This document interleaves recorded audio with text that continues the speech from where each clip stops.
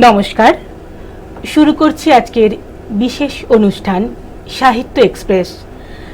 আজকে আমাদের মধ্যে এসে উপস্থিত হয়েছেন দুর্গাপুরের বিশিষ্টা বাচিক শিল্পী শ্রীমতী বিউটি দাস। নমস্কার। শুরুতেই বলি বিউটি, এই অস্থির সময়ে এমন সুন্দর একটি অনুষ্ঠানে আমরা শিল্পীদের নিয়ে একত্রিত হই শুধুমাত্র একটু ভালো থাকার জন্য। একদম ঠিক। তো কবিতা এবং শিল্প সাহিত্য ছাড়া তো আমরা ভালো থাকতে এই মুহূর্তে পারছি না কোনো মতেই। সেই জন্যই শুরুতেই বলবো যে বিশ্বকবির যদি কোনো কবিতা দিয়ে তুমি আমাদের আজকের অনুষ্ঠানটি শুরু করতে পারো, খুব ভালো হয়। আচ্ছা, আমি বিশ্বকবি রবীন্দ্রনাথ ঠাকুরের একটি কবিতা আজকে আপনাদের সামনে তুলে ধরছি। পরিচয়। একদিন তরিখানা থেমেছিল এই ঘাটে লেগে, বসন্তের নূতন হওয়ার বেগে। তোমরা শুধায় ছিলে মোরে ডাকি, পরিচয় কোনো আছে নাকি? যাবে কোনখানে? আমি শুধু বলেছি কে জানে। নদীতে লাগিল দোলা, বাঁধনে পড়িল টান, একা বসে গাহিলাম যৌবনের বেদনার গান। সেই গান শুনি কুসুমিত তরু তলে তরুণ তরুণী তুলিল অশোক। মোর হাতে দিয়ে তারা কহিল, এ আমাদেরই লোক, আর কিছু নয়। সে মোর প্রথম পরিচয়। তারপর জোয়ারের বেলা সাঙ্গ হলো, সাঙ্গ হলো তরঙ্গের খেলা। কোকিলের ক্লান্ত গানে বিস্তৃত দিনের কথা অকস্মাৎ যেন মনে আনে। কনক চাপার দল পরে ঝুড়ে ভেসে যায় দূরে। ফাল্গুনের উৎসব রাতির নিমন্ত্রণ লিখন পাতির, ছিন্ন অংশ তারা অর্থহারা। ভাটার গভীর টানে তরিখানা ভেসে যায় সমুদ্রের পানে। নূতন কালের নবযাত্রী ছেলে মেয়ে শুধাইছে দূর হতে চেয়ে। সন্ধ্যার তারার দিকে বহিয়া চলেছে তরুণী কে? সেতারেতে গাহিলাম তার, গাহিলাম আরবার এই নাম শেষ। আচ্ছা, নমস্কার। খুব ভালো হচ্ছে, সত্যি তুমি তোমার পরিচয় দিলে আজকের অনুষ্ঠানে, ভালো লাগলো। এই বর্তমান পরিস্থিতিতে আমরা যে ভয়াবহ একটি অবস্থার মধ্য দিয়ে যাচ্ছি, এই সম্পর্কে তোমার কি মনে হচ্ছে যে আমরা এর থেকে কি উত্তীর্ণ হতে পারবো? হ্যাঁ, অবশ্যই একদিন না একদিন আমরা এর থেকে তো বেরোতে হবেই আমাদের। কেননা আমরা কবিতা গান সবকিছুর মধ্য দিয়ে এই ভয়াবহতাটাকে কাটিয়ে উঠতে চলেছি। সংস্কৃতি প্রেমী মানুষ, আমাদের হাতে দ্বিতীয় অস্ত্র বলে তার কিছু নেই না। আমরা ধৈর্য ধরি আর কবিতায় গানে আমাদের কষ্ট যন্ত্রণা সবকিছুই ভুলে থাকি এবং ফুটিয়ে তোলারও চেষ্টা করি। আর সত্যি এখন এতটাই বিষণ্ণতা, মাঝে মধ্যেই খুব মনটা খারাপ হয়ে যায়, ভারাক্রান্ত হয়ে যায় যে সামনে দুর্গাপুজো, সেই ছোট থেকে মানে গত বছর অবধি, মানে আজন্মকাল যতদিন এই পৃথিবীর আলো দেখেছি, গত বছর অবধি একটা আকাশে বাতাসে একটা আলাদা উদ্দীপনা ছিল না? হ্যাঁ। আর মাত্র কয়েকদিন পরে পুজো, কিন্তু সেই পুজোর যে উচ্ছ্বাসটা, এটা কেন জানি না ভিতরে আনতে পারছি না। এটা কি শুধু আমারই মনে হচ্ছে? না, এটা সবারই হচ্ছে, শুধু তোমার নয়, এটা আমাদের সকলেরই হচ্ছে। মনে হচ্ছে যে আমরা কেউ মনে হয় আগের মতো আর ভালো নেই। তবে কাটিয়ে উঠবো ঠিকই, কাটিয়ে উঠতে তো হবেই আমাদের, তাই না? কাটিয়ে উঠবো। আর তারপরে আমরা যারা নারী, যারা মেয়ে, তাদেরও দিন দিন যেভাবে তারা উপেক্ষিত অবহেলিত হচ্ছে আমাদের এই সমাজে, সেটাও একটা দুঃখের বিষয় নয়, তাই না? তো শুনেছো নিশ্চয়ই কিছুদিন আগে মনীষার যে ঘটনাটা। হ্যাঁ, তো আমি অনুরোধ করব, আমাদের প্রতিবাদ তো একমাত্র কবিতায় বাঁচি আমরা। বিশেষ করে তুমি একজন বাচিক শিল্পী, অবশ্যই। তো যদি এই ধরনের কিছু কবিতা আমাকে শোনাও। হ্যাঁ, অবশ্যই। হ্যাঁ, আমার এই মুহূর্তে মনে আসছে, আমি একটি ভারতীয় মেয়ে, একটি ফিরোজা, আমি ফিরোজা, কবি সুবোধ সরকার একটি কবিতা। আচ্ছা, তো সেটি আমি করছি। ঠিক আছে, আমরা তো মানে এইটুকু সময়ের মধ্যে বেশ আজকে আমাদের ঝুড়িতে বেশ কিছু কিছু ছোট ছোট জিনিস সাজিয়ে এনেছি, সেটা যেন আমাদের দর্শক বন্ধুদের শেষ পর্যন্ত তুলে দিয়ে যেতে পারি। সেজন্য ফিরোজা একটি অনেক বড় কবিতা, অনেকটাই বড় কবিতা, এটা পছন্দের কবিতা আমার, সেই জন্য তুমি আমাকে অল্প কিছু অংশ আমাকে শোনাও, ঠিক আছে, যাতে আমরা প্রতিটি একটু স্পর্শ করে দিয়ে যেতে পারি। ঠিক আছে, শুরু করো। আমি ফিরোজা, একটি ভারতীয় মেয়ে। কবি সুবোধ সরকার। হিন্দু ভারত, জৈন ভারত, বৌদ্ধ ভারত, খ্রিস্টান ভারত, এতগুলো ভারতের মাঝখানে দাঁড়িয়ে আমি ফিরোজা, একটি ভারতীয় মেয়ে। আপনারা বলতে পারেন আমি কি দোষ করেছি? পৃথিবীর যে কোনো একটি দেশের যে কোনো একটি মেয়ের মতো আমি একজনকে ভালোবেসেছিলাম। প্রথম যেদিন ওর চোখে চোখ পড়েছিল আমার, আমি জানতাম না ও কে। বিকেল বেলার কলেজ ক্যাম্পাসে যে রোদ এসে ওর চুলে পড়েছিল, তার কোথাও লেখা ছিল না ওর ধর্ম। হিন্দু ভারত, জৈন ভারত, খ্রিস্টান ভারত, বৌদ্ধ ভারত। আপনারা বলতে পারেন আমি কি দোষ করেছি? আমি যেদিন মোমবাতি নিয়ে হাতে উঠে দাঁড়ালাম, আমি যেদিন বলে ফেললাম আমি শরিয়ত মানি না, আমি যেদিন বুঝিয়ে দিলাম ভারতবর্ষের মাটিকে মা বলে জানি, ভারতবর্ষের আকাশকে আকাশ, সেদিন থেকেই শুরু হলো অত্যাচার। হিন্দু ভারত, জৈন ভারত, খ্রিস্টান ভারত, বৌদ্ধ ভারত। আপনারা বলতে পারেন আমি কি দোষ করেছি? ছেলেটা তো আপনাদের, সে কি দোষ করলো? আমাকে ভালোবাসাই তার দোষ?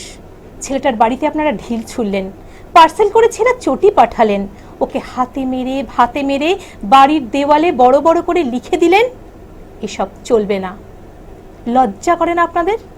আপনারা এগিয়ে থাকা মানুষ, MA pass, BA pass, doctor, engineer, আমলা, মাস্টার, আপনারা গণতন্ত্র নিয়ে ভাষণ দেন, আর প্রয়োজন মতো গণতন্ত্রের টুটি চেপে ধরেন।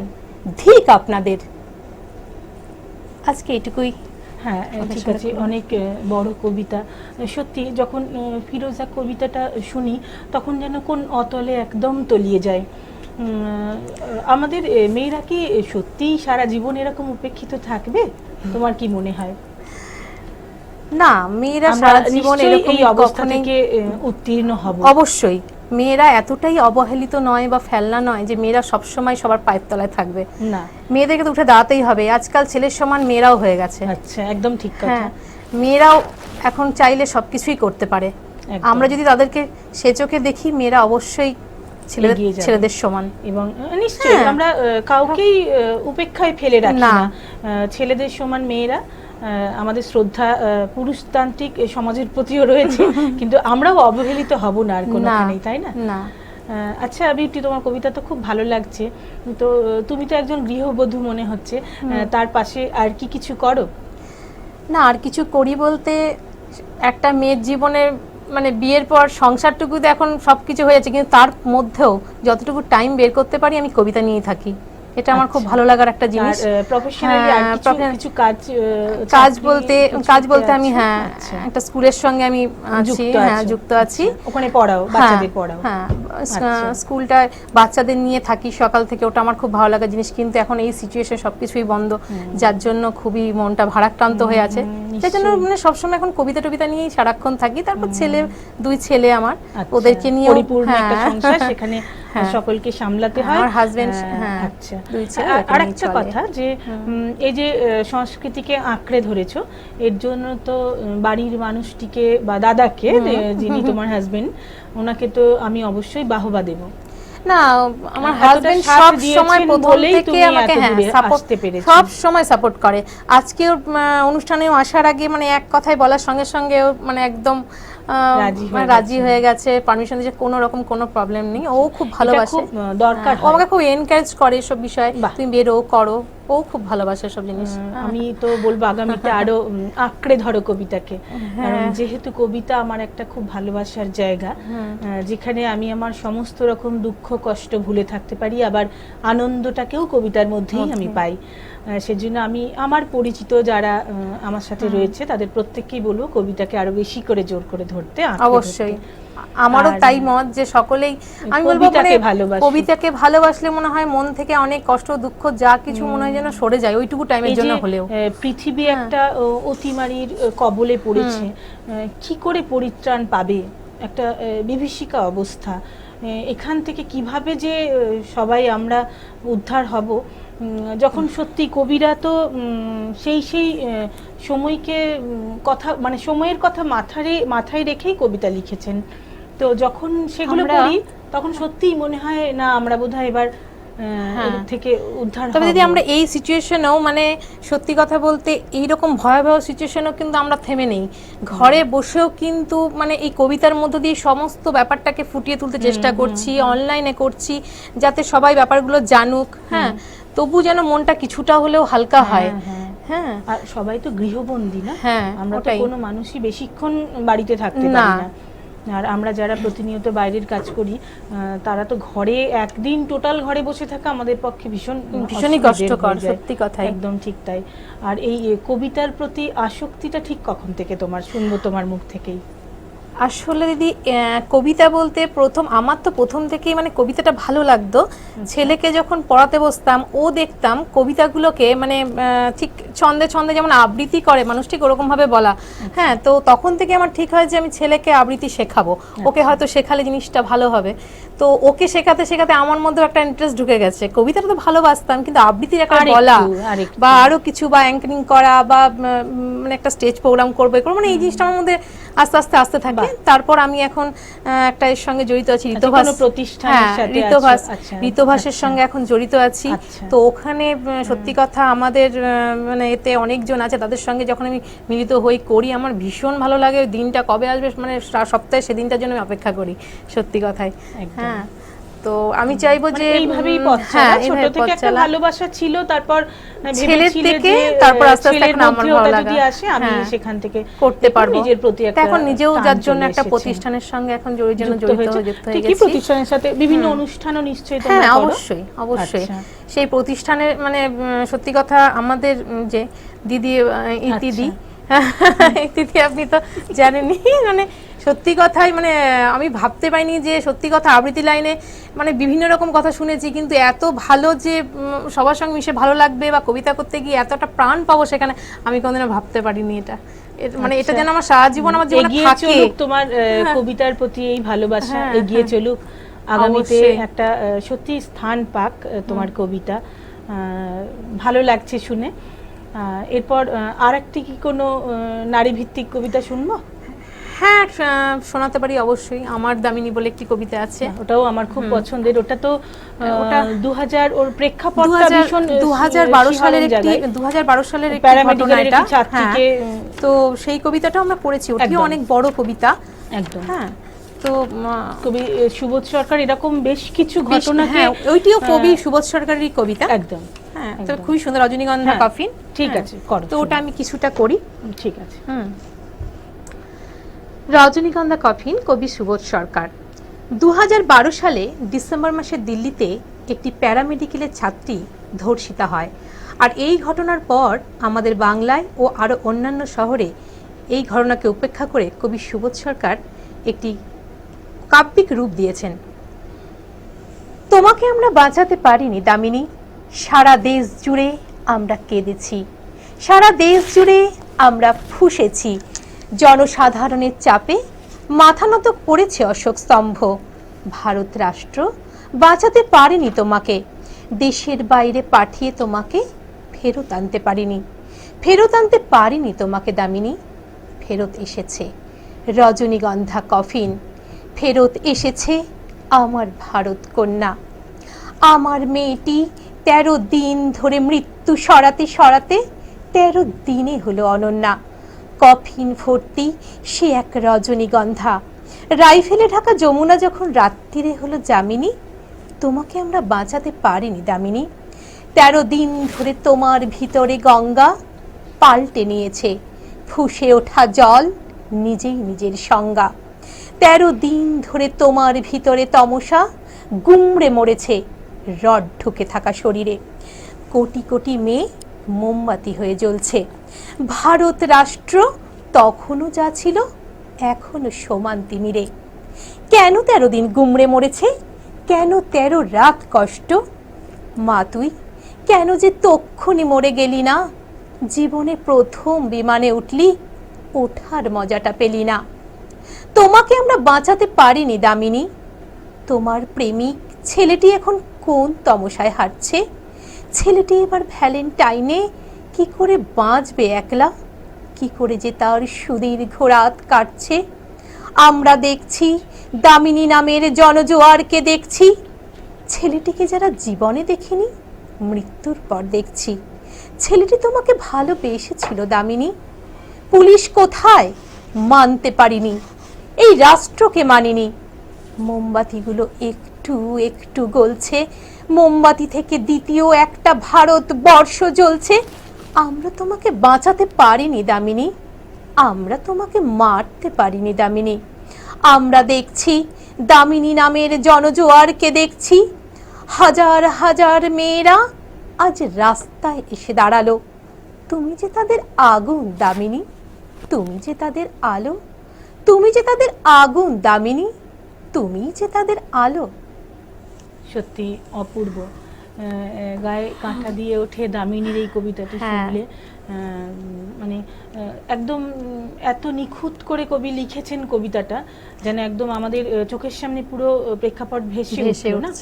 তো এই প্রসঙ্গে আমি দু একটা কথা বলে রাখি, তোমরাও তো সমবেত অনুষ্ঠান অনেক করো, সেটা হচ্ছে আমাদের দুর্গা, আমরা তো বেশিরভাগ কবিতায় জনপ্রিয় কবিদের কবিতা নিয়ে করি। দুর্গাপুরে একজন জনপ্রিয় কবি আছেন, স্থানীয় কবিদের কবিতাও তোমরা করবে, মানে এটা আমি বলছি, মানে স্থানীয় কবিদের বেশ কিছু কবিতা আছে যেগুলো করলে সত্যি তোমরা আরো অনেক বেশি জেগে উঠবে। আমার খুব কাছের মানুষ, ভীষণ পছন্দের কবি, কবি অনিরুদ্ধ রায়চৌধুরীর লেখা একটি কবিতা, জানি না করেছো কিনা।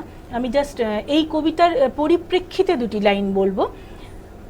আমার দামিনী মরছে আজও, কেন দামিনীরা মরবে, একটা দামিনী আর যদি মরে হাজার রক্ত ঝরবে। এটা আমাদের মেয়েদের স্লোগান হওয়া উচিত। অসাধারণ, ঠিক কিনা? এটা অনিরুদ্ধদার লেখা, ভীষণ সুন্দর লেখেন উনি, এবং ওনার প্রতিটি লেখায় আমি সত্যি আবার করে জেগে উঠি যে দামিনীরা, এই কবি সুবোধ সরকার লিখে গেছেন দামিনীর পরিণতি মৃত্যু, কিন্তু অনিরুদ্ধদা জাগিয়ে তুললেন নারী জাতিকে যে না, দামিনীরা মরবে না, আর একটা দামিনী যদি মরে হাজারে রক্ত ঝরবে। খুব ভালো লাগে কবিতাটি, সংগ্রহে রেখো তোমরা, ভালো লাগবে। আর এরপর কি শুনবো বিউটি? ভালো লাগছে, বেশ টাইম কাটছে, অস্থির সময়, বাড়ির কাজ সারা সকলেরই এখন। আমাদের দর্শক বন্ধুরা নিশ্চয়ই অনুষ্ঠানটির সঙ্গে রয়েছেন, আমরা রয়েছি সাহিত্য এক্সপ্রেস অনুষ্ঠানে, আপনারা আমাদের সঙ্গে থাকুন।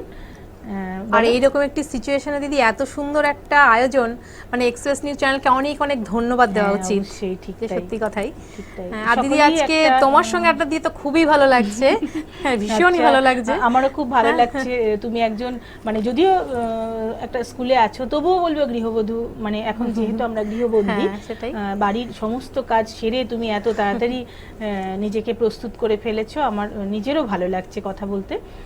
আর দর্শকরাও শুনছেন, বিভিন্ন কবিতার ডালি তুমি নিয়ে এসেছো। আজকে তোমার ঝুলিতে আর কি নিয়ে এসেছো বিউটি?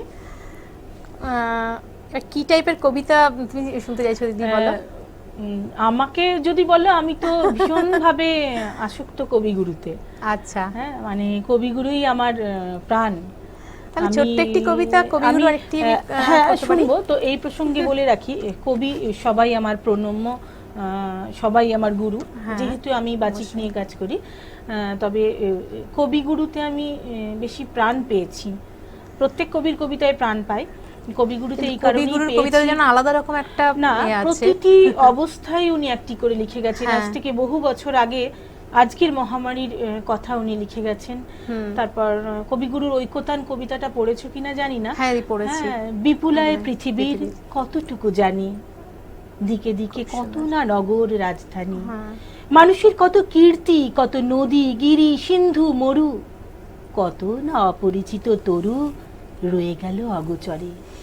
বিশাল বিশ্বের আয়োজন, মন মোর জুড়ে থাকে অতি ক্ষুদ্র তারই এক কোণ। সেই ক্ষোভে পড়ি গ্রন্থ, ভ্রমণ বৃত্তান্ত আছে যাহে, অক্ষয় উৎসাহে, যেথা পাই চিত্রময়ী বর্ণনার বাণী, কুড়াইয়া আনি। মানে এত অপূর্ব কবিতাটা, সুন্দর উনি একদম লাইনগুলো এত অন্তিমে গিয়ে এই সুন্দর কবিতাটি লিখেছেন, লিখে গেছেন। যেখানে মানে প্রত্যেকটা স্তরের মানুষের কথা উনি বলেছেন। প্রত্যেকটা স্তরের মানুষের সমবেদনা, মানে উনি যেহেতু একটা উচ্চ বংশজাত ছিলেন, ওনার ইচ্ছে মানে কবিতাটি পুরো পড়বে। আমি তো এখানে একটুখানি সময়ের জন্য একটু জাস্ট বললাম। তো কবিতাটিতে এমন সুন্দর করে কবি নিখুঁতভাবে তুলে ধরেছেন যে সমাজের উচ্চ নিচ সমস্ত মানুষদের কথা তুলে ধরেছেন। উনি নিজে ব্যক্তিগত জীবনে উচ্চ বংশজাত ছিলেন। উনি বলছেন ওনার ইচ্ছে থাকা সত্ত্বেও উনি যে নিচের স্তরে কি হচ্ছে তাদের পাশে উনি যেতে পাচ্ছেন না, দাঁড়াতে পাচ্ছেন না। এক বড় ব্যবধান, অন্তরের ব্যবধান কি না উনি ওনাদের পাশে গিয়ে দাঁড়াতে পাচ্ছেন না। ভীষণ কষ্ট পেয়েছেন কবি, ওনার মনের ইচ্ছাটা উনি কবিতার মাধ্যমে তুলে ধরেছেন। আর এছাড়া আমার খুব পছন্দের কবিতা ত্রাণ। ত্রাণ কবিতাটি যদি তোমার সংগ্রহে থাকে, এখন অনুষ্ঠান চলছে, বেশ কিছুটা টাইম আমরা অতিক্রান্ত করে এসেছি। ত্রাণটা করেছি, ত্রাণ কবিতাটিও তুমি শোনাতে পারো। দর্শকরা বলো বা নিজে বলো। ত্রাণ কবিতাটা করেছি, করিনি না। ত্রাণ কবিতাটা আমার তুমি যদি অন্য কিছু শোনাতে চাও সেটাও শোনাতে পারো। ত্রাণ কবিতাটা করেছি, বহুত রবীন্দ্রনাথের কবিতা করেছি, করিনি না। তোমার পছন্দের কবিতা শোনাও। আমার তো খুবই ভালো লাগে রবীন্দ্রনাথ, কবিগুরু রবীন্দ্রনাথের কবিতা, তো বহু কবিতাই করেছি। তো ত্রাণটাই আমি শোনাই, তুমি যখন শুনতে চাইছো। ঠিক আছে, আচ্ছা। ত্রাণ, বিশ্বকবি রবীন্দ্রনাথ ঠাকুর।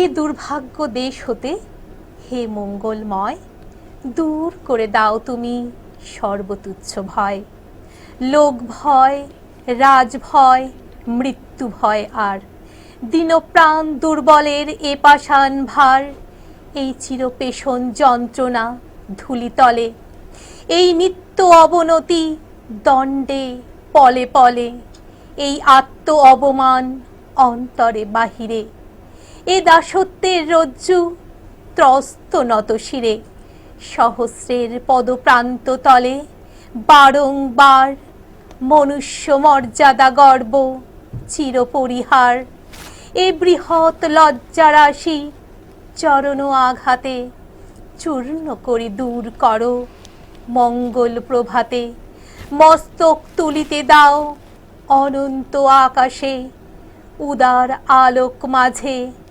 উন্মুক্ত বাতাসে। বাহ, অপূর্ব।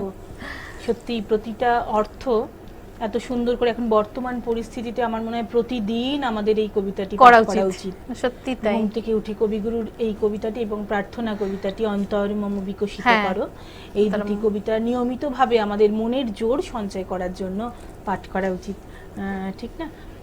আর তোমার ব্যক্তিগত জীবনের কিছু কবিতা কেন্দ্রিক স্মরণীয় কিছু যদি অভিজ্ঞতা থাকে আমাদের দর্শক বন্ধুদের সঙ্গে ভাগ করতে পারো বিউটি। ব্যক্তিগত বলতে দিদি, আমি মানে কবিতা ভালোবাসি, কবিতা ঘরে নিয়মিত চর্চাও করি বলতে পারো, কিন্তু কোনোদিনও কারো সামনে বলা এই ব্যাপারটা আমার মধ্যে খুব একটা ভীতি কাজ করতো। মানে কারোর সামনে বলতে যাবো, হয় ভুল হবে, হয় কে কি ভাববে, হয় এটা বলা হয়নি, মানে বিভিন্ন যেটা হয়, মানে কিন্তু একটা সময় স্বতঃস্ফূর্ততা ছিল না। হ্যাঁ, ঘর থেকে মানে বাড়ির থেকে আমি এনগেজ প্রচুর পেয়েছি, করো করো, কিন্তু একটা ভয় কাজ করতো। এখন যেটা দিদি সত্যি কথা অনেকটা কেটে গেছে। প্রথমত আমি মানে ঋতভাসের সঙ্গে আমি জড়িত যবে থেকে হয়েছি, মানে একটু একটু করে এক একটা মানে স্টেজে যেতে যেতে যেতে আমার ভয়টা অনেকটা কেটেছে। ঠিক আছে। আর প্রথম যেদিন আমার মানে ফার্স্ট, মানে আমি বললাম যে দিদি তো একটা স্কুলের সঙ্গে আমি জড়িত, তো আমি ফার্স্ট 15 আগস্টে মানে একটা প্রোগ্রাম হয়েছিল, তো ওখানে আমার আর এক দিদির ওখানে করার কথা ছিল, ওই দিদির অ্যাঙ্কারিং করতে আসার কথা ছিল।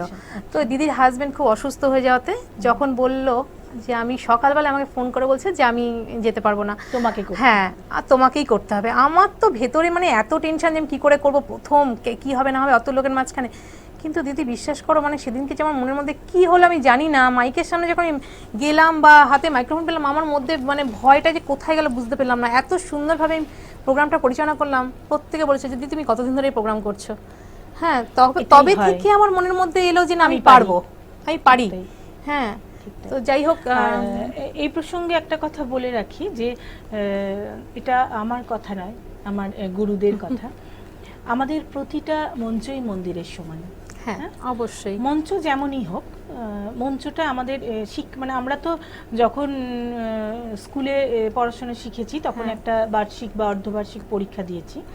তো এক্ষেত্রে আমি বলবো শিল্পের ক্ষেত্রে পরীক্ষাটাকে একটা অন্য জায়গায় রাখলাম, কিন্তু প্রতিদিনের শিল্পের যে মঞ্চ আমাদের, প্রতিদিন ধরো আমরা যেহেতু নিয়মিতভাবে মঞ্চ ভাগ করে নিই দর্শক বন্ধুদের সঙ্গে, সেই জন্য আমাদের ক্ষেত্রে তুমি বলছো সঞ্চালনাও করো, তো সেক্ষেত্রে তোমার ক্ষেত্রেও বলছি প্রতিটা মঞ্চকেই আমরা যদি মন্দির ভেবে নিতে পারি তাহলে বোধহয় খানিকটা ভালো ফল পাওয়া যাবে। হ্যাঁ অবশ্যই, যদি ছোট বড় এটা যদি ভেদ করো তাহলে কিন্তু কোনোদিনও এগোতে পারবো না, এটা কিন্তু কথা। আমরা যে কোনো মঞ্চে এরকমও দিন গেছে, আমি কবিতাকে ভালোবেসে সঞ্চালনাকে ভালোবেসে অনেকদিন ধরে পথ হাঁটছি, তো এই প্রসঙ্গে আমার একটি ছোট্ট অভিজ্ঞতা বলি। এমনও দিন গেছে, বলতে লজ্জা লাগে না আমার, আমি ক্যামেরার সামনে স্বতঃস্ফূর্তভাবে সত্যি কথা বলতে পারি, মঞ্চের সামনে হয়তো হার্ডলি 6 থেকে 8 জন দর্শক বসে আছেন।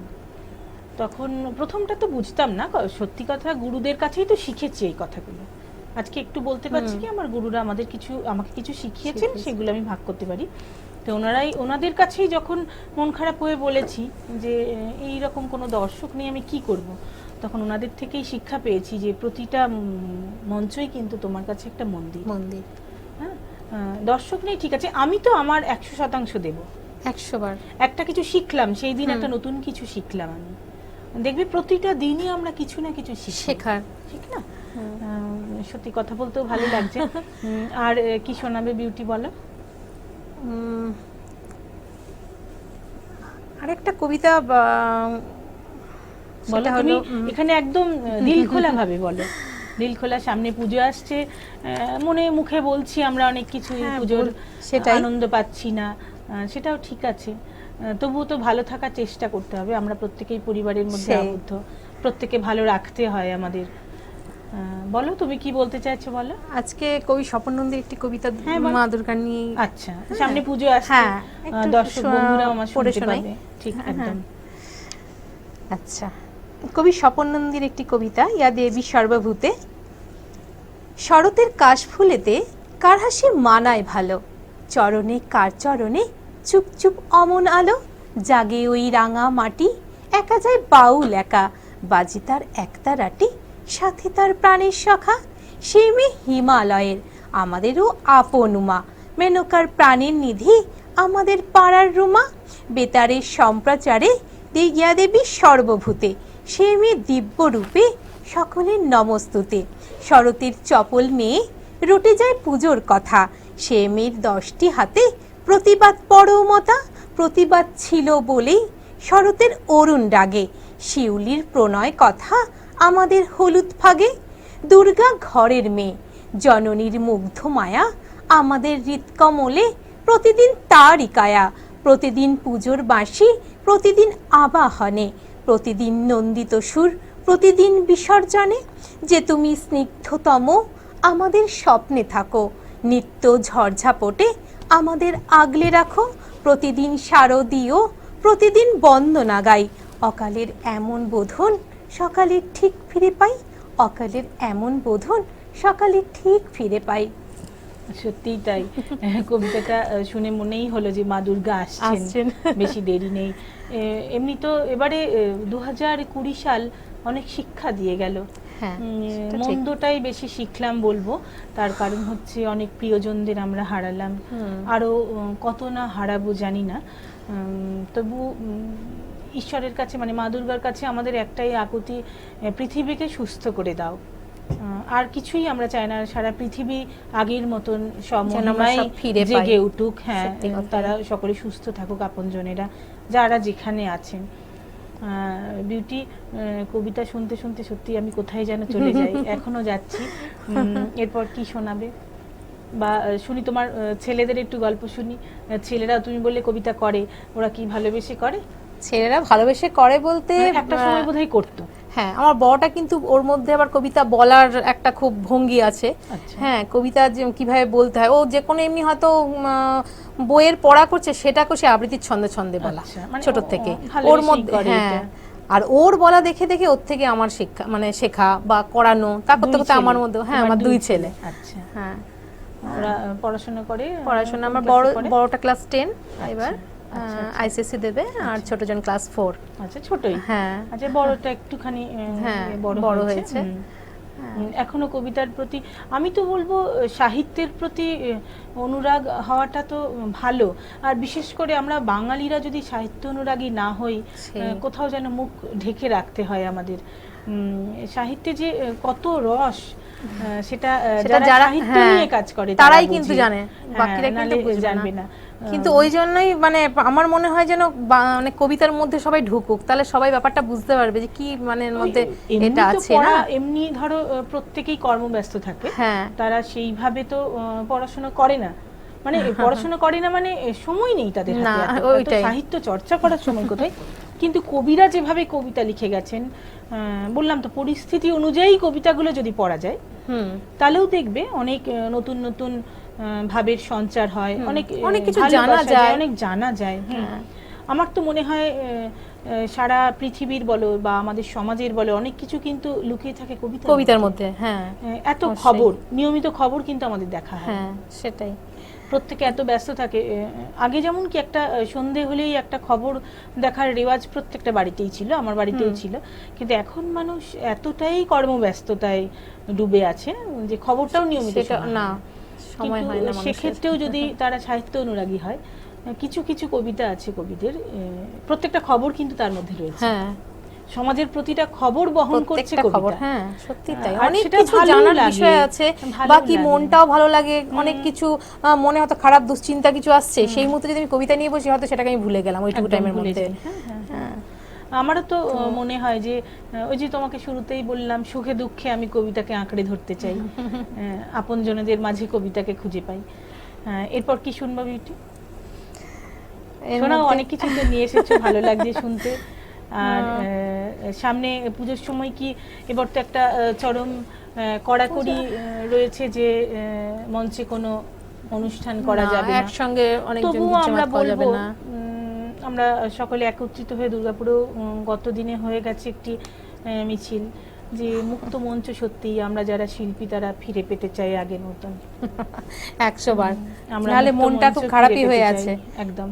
তবে সরকারের সমস্ত কথাই আমরা মান্যতা দেব, যে বিধিনিষেধগুলো সরকার তৈরি করেছেন সেগুলো আমরা একদম মেনে চলবো, মাস্ক নিয়মিত ব্যবহার করব, সেগুলো তো রয়েছে মাথায়। এরপরে কি শোনাবে বিউটি? বলো তো। জননী জন্মভূমি কবি সুভাষ মুখোপাধ্যায় একটি কবিতা। সুভাষ মুখোপাধ্যায়কে ছুঁয়ে যেতে পারি যেন সাহিত্যের অনুষ্ঠান, কোনো কবি যেন বঞ্চিত না হয় অনুষ্ঠানে। তো যতটা পারবো মানে যতটা পারি। আচ্ছা, জননী জন্মভূমি কবি সুভাষ মুখোপাধ্যায়। আমি ভীষণ ভালোবাসতাম আমার মাকে, কখনো মুখ ফুটে বলিনি। টিফিনের পয়সা বাঁচিয়ে কখনো কখনো কিনে আনতাম কমলা লেবু।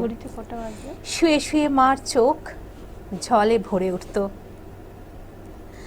আমার ভালোবাসার কথা মাকে কখনো আমি মুখ ফুটে বলতে পারিনি। হে দেশ, হে আমার জননী, কেমন করে তোমাকে আমি বলি, যে মাটিতে আমি ভর দিয়ে উঠে দাঁড়িয়েছি, আমার 2 হাতের 10 আঙুলে তার স্মৃতি। আমি যা কিছু স্পর্শ করি সেখানেই হে জননী তুমি। আমার হৃদয় বিনা তোমারই হাতে বাজে। হে জননী, আমরা ভয় পাইনি। যারা তোমার মাটিতে নিষ্ঠুর থাবা বসিয়েছে, আমরা তাদের ঘাড় ধরে সীমান্ত পার করে দেব। আমরা জীবনকে নিজের মতো করে সাজাচ্ছিলাম, আমরা সাজাতে থাকব। হে জননী, আমরা ভয় পাইনি। যজ্ঞে বিঘ্ন ঘটেছে বলে আমরা বিরক্ত। মুখ বন্ধ করে অক্লান্ত হাতে, হে জননী, আমরা ভালোবাসার কথা বলে যাব। খুব সুন্দর কবিতাটি। আর কবি সুভাষ মুখোপাধ্যায়ের প্রতিটি কবিতাও ভীষণ জীবন্ত, খুব ভালো লাগে। সত্যি কথা বলতে বলতে বিউটি কতটা সময় আমরা পেরিয়ে এসেছি। অনুষ্ঠানের প্রায় অন্তিমে চলে এসেছি, তবে আরও কিছুটা সময় আছে। যদি ছোট্ট করে আমার দর্শক বন্ধুদের জন্য কিছু শোনাও, ছোট্ট করে শোনাও। আচ্ছা, তোমার ঝুলিতে যা আছে, আমি জানি না তুমি কি আজকে নিয়ে এসেছো। আচ্ছা, একটা কবিগুরু রবীন্দ্রনাথ ঠাকুরেরই শোনাই তাহলে। কুয়ার ধারে। বাহ, খুব ভালো কবিতা, বলো। তোমার কাছে চাইনি কিছু, জানাইনি মোর নাম, যখন তুমি বিদায় নিলে নীরব রহিলাম। একলা ছিলাম কুয়োর ধারে নিমের ছায়াতলে, কলস নিয়ে সবাই তখন পাড়ায় গেছে চলে। আমায় তারা ডেকে গেল, আয় গো বেলা যায়, কোন আলসে রইনু বসে কিসের ভাবনায়। আচ্ছা আজকে পদধ্বনি শুনি নাই কো। আচ্ছা, পদধ্বনি শুনি হ্যাঁ, নাই কো। পদধ্বনি শুনি নাই কো, কখন তুমি এলে, কইলে কথা ক্লান্ত কণ্ঠে, করুণ চক্ষু মেলে। তৃষাকাতর পান্থ আমি শুনে চমকে উঠে, জলের ধারা দিলেম ঢেলে তোমার করপুটে। মরমরিয়া কাঁপে পাতা, কোকিল কোথা ডাকে, বাবলা ফুলের গন্ধ ওঠে পল্লী পথের বাঁকে। যখন তুমি শুধালে নাম, পেলেম বড় লাজ, তোমার মনে থাকার মতো করেছি কোন কাজ। তোমায় দিতে পেরেছিলেম একটু তৃষার জল, এই কথাটি আমার মনে রহিল সম্বল। কুয়ার ধারে দুপুর বেলা তেমনি ডাকে পাখি, তেমনি কাঁপে নিমের পাতা, আমি বসেই থাকি। বাহ, খুব ভালো লাগলো। সত্যি আমরা আমাদের আজকের অনুষ্ঠানের অন্তিমেই চলে এসেছি। আর দর্শক বন্ধুরাও নিশ্চয়ই ভীষণ ভালোভাবে আজকের সময়টা কাটাতে পারলেন। আমরা বন্ধুরা, আমরা এতক্ষণ ছিলাম এক্সপ্রেস নিউজের জনপ্রিয় অনুষ্ঠান সাহিত্য এক্সপ্রেসে। আবার সামনের সপ্তাহে ঠিক এই সময় আমরা এসে উপস্থিত হব আমাদের সাহিত্যের ডালি নিয়ে। ততদিন পর্যন্ত আপনারা সুস্থ থাকুন, ভালো থাকুন, আমাদের সঙ্গে থাকুন। আজকের মতো বিদায় নিচ্ছি। নমস্কার।